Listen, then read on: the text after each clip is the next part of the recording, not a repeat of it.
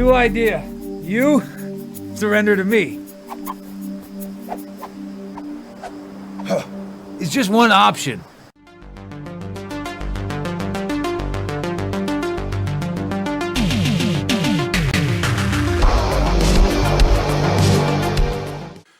Hi, this is the Professional Amateur coming to you with another review.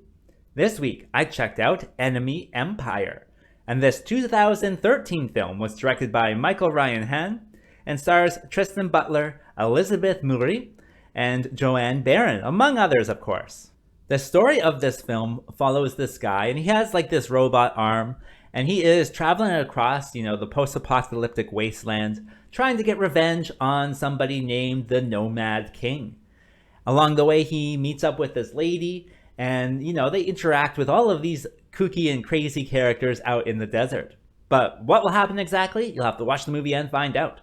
Alright, so let's discuss this movie. Well, I think this movie has one thing that really works with it, and that is the idea of sun disease. In this post-apocalyptic world, everyone's supposed to wear some eye protection like me. But if you don't, you get sun disease in a second too. Don't ever take off your glasses. And what sun disease is that you see your face as everybody else's face. So once you get some sun in your eyes, you no longer see other people. You see yourself for the rest of your life. And it's really interesting. It's also portrayed very well. And so all the time, anytime they meet a new character, you'll see who they really are. But then their next shot, it will be one of the main characters in their costume as well. And so that's just very interesting. At first, it's a little disorienting, and they actually mentioned that as well. But it's just so well portrayed on screen. It was such a fantastic idea with a fantastic portrayal. So, maybe check this out. This disease is intolerable. It's disorienting at first, but you get used to it. They have a cure for this in the West. They say there's some real humanity left out there. Good people. If I got cured, I'd have to keep track of all those new faces. And so you can see it's well portrayed, well executed on screen, and that just adds so much to the movie. It's definitely a low budget thing that you can do just to add production quality to your shoot. So that was really cool. In addition, I did like kind of this desert empire kind of situation. I thought it was a little bit mysterious about how things worked, because they have just torture devices in the desert that you come up upon, and things happen around them. And that was pretty interesting. Also, the characters I thought were really cool. There's lots of kind of funky and kooky characters out there. There's this oracle woman who's very interesting. There's this sword fighter guy who's pretty interesting. And so all of it's just, really interesting characters. And you see them also switch their faces and stuff, but it's their original voice. And that's very interesting as well. So lots of different things that go into this that, as long as they're in the desert, make it a fun movie. Also, this prosthetic prop arm is, not too bad. It is kind of stupid that it has a pin that you just pull out of the arm and the whole arm shuts down.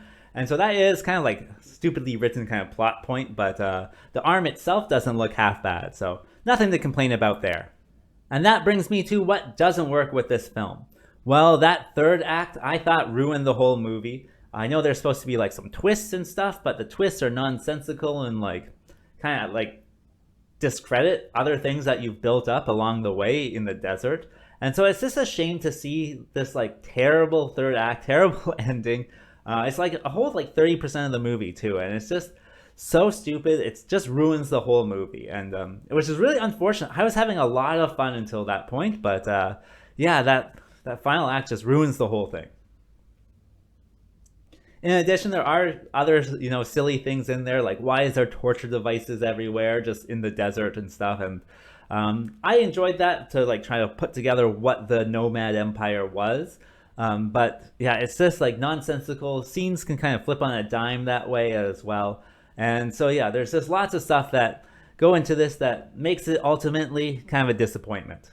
So who would I recommend this movie for? Well, I think if you're really into post-apocalyptic stuff, you can turn this one on and have some fun with it. Like I said, the first 70% is lots of fun. As for a rating, I gotta give it the risky score of 2.3, because that last act is just a huge risk. And having said that, I think that's all I wanted to say. So like and subscribe, maybe even leave a comment if you feel like it, and I will see you next time.